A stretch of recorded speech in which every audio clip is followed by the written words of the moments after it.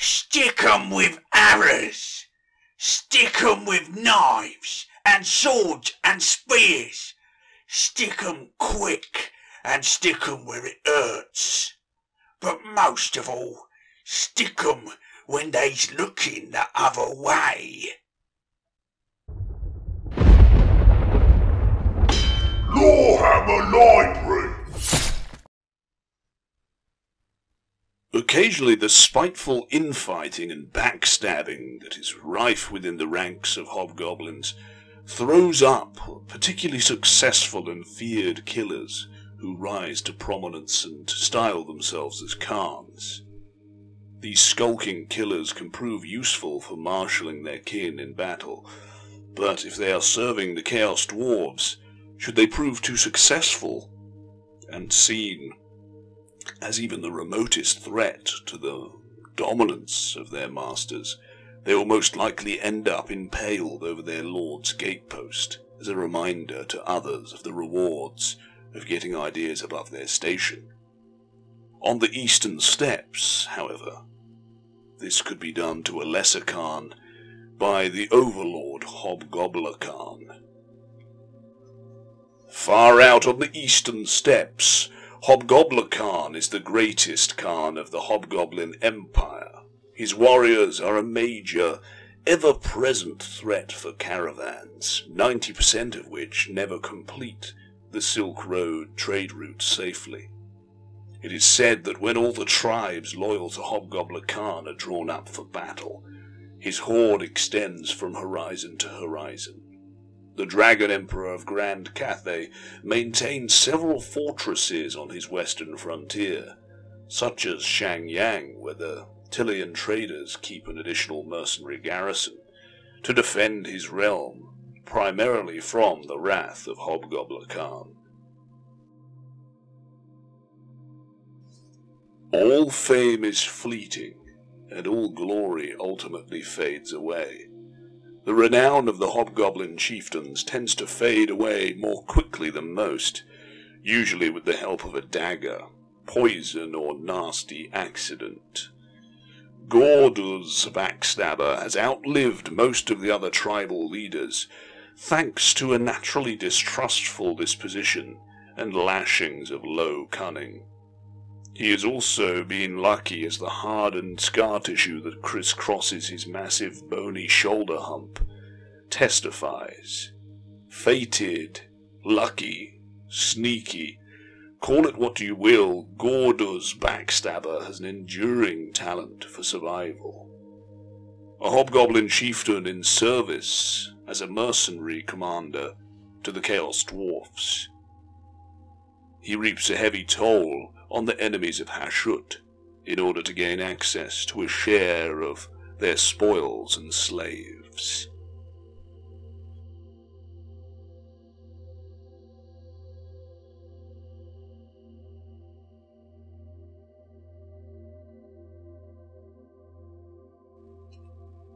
Olakhan is famous for his merry band known as Olakhan's Wolf Boys, which are an infamous band of hobgoblin mercenaries hailing from the eastern steppes.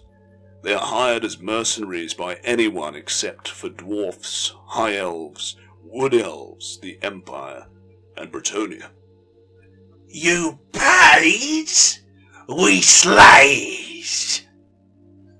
Far, far in the east, in the untamed steppes beyond the Darklands, independent from the Chaos Dwarf Empire, lies the dominion of Hobgobla-Khan, the most infamous empire in the world, and perhaps the greatest.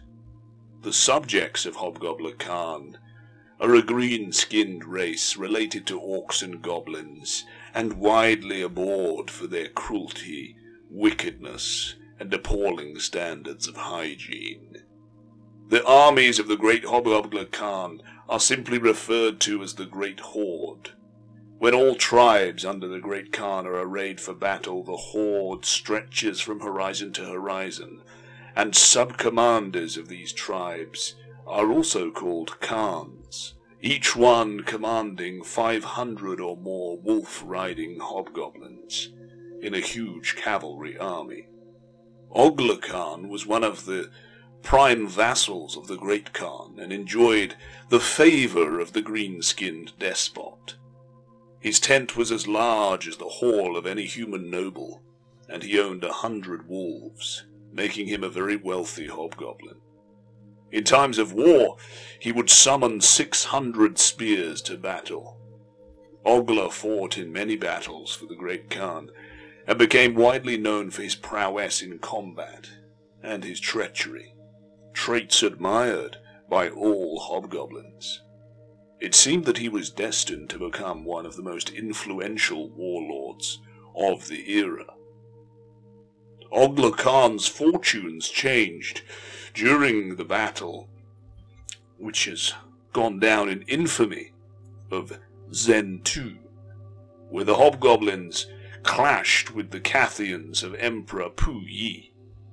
When Hobgobla-Khan, the commander of the hobgoblin contingent, was killed by the emperor's champion Tong Po, many of the other hobgoblins fled, believing that it was all lost. Ogla, on the other hand, immediately switched sides and led his lads into battle against his kinsmen. All was going well until the main horde of Hobgobla-Khan arrived. They outnumbered the Cathayans more than 100 to 1 and crushed them swiftly. Olakhan turned tail and fled from the wrath of his ruler. Olakhan and his tribe were declared outlaws and banished from the hobgoblin lands.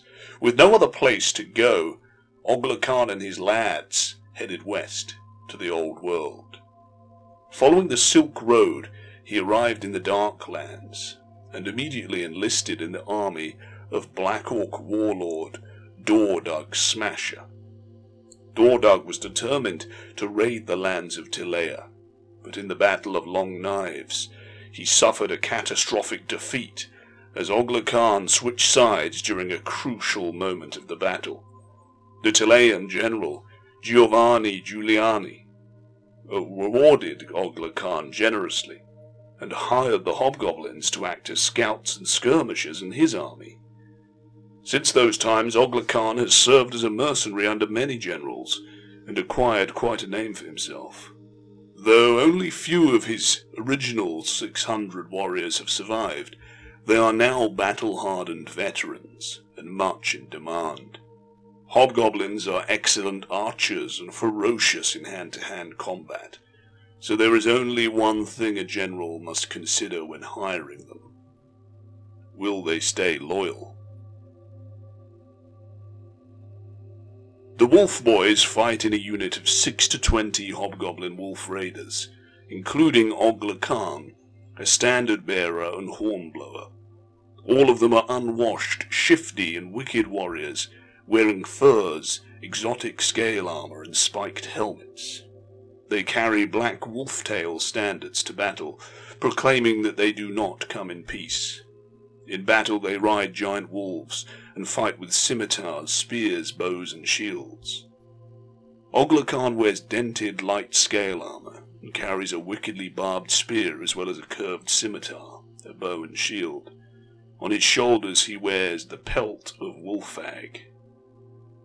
Wolfag was a legendary giant wolf, the steed of Kenge Khan, the founder of the Hobgoblin Empire. The pelt was a gift from the Great Khan when Ogla still enjoyed favour of the Lord of the Steppes.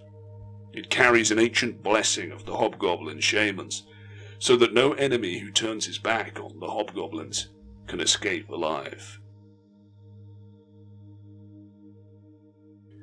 Gazak Khan, Terror of the East, is the greatest Hobgoblin Khan ever to venture out of the eastern steppes. Very few of these savage greenskins have ever been seen in the lands of the Old World, but one of them is known well in the lands of Tilea and the kingdoms of the south.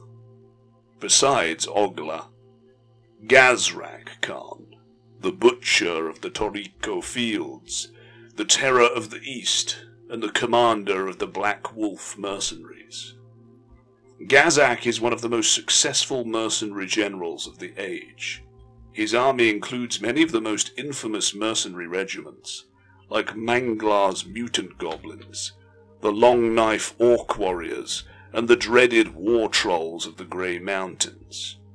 With these and many other ruthless cutthroats, Gazak's band has developed a fearsome reputation as utterly merciless warriors who will not shy from slaughtering and eating entire populations of cities and burning scores of villages to the ground in their campaigns. When the black wolf-tail standards of Gazak are seen on the horizon, men grow desperate, for the mighty hobgoblin has never been defeated in the open field. Of his past in the steppes beyond, Gazak speaks little. Indeed, it is very difficult to understand the grunting language of the hobgoblins, and those who have ever dared to ask anything have usually been beheaded by Gazak.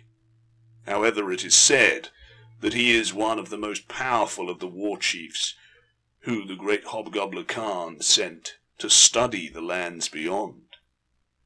This claim is supported by traders who have travelled into the steppes of the east and visited the ruler of the Hobgoblin nation in his tent, said to be the size of a small village, who say that the green-skinned despot is ever hungry for new conquests.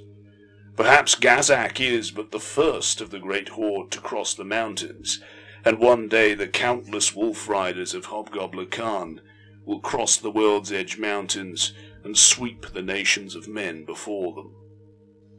In battle, Gazak rides Olakhan, a gigantic wolf the likes of which has never been seen in the lands of the West. In his hand he carries a huge scimitar which promises red ruin for his opponents. Gazak wears a monstrous helmet over his scarred head. His ululating war cry is famous, very loud and justly feared. Gazak Khan rides the giant wolf Olakhan, wears dented heavy-scale armor, and the demon head helmet, a huge horned helmet decorated with a black wolf tail, which holds a captured wind demon of the steppes that protects Gazak if he is wounded, and carries the magical red scimitar, a red curved sword notched in hundreds of savage battles by the Khans of the Black Wolf clan, which has acquired a dire reputation in Gazak's hands.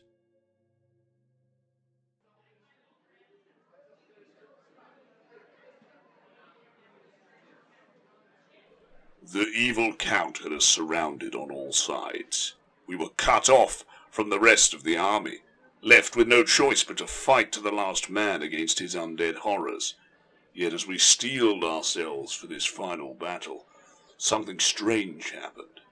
The hobgoblin scouts the count had hired started fighting his own troops.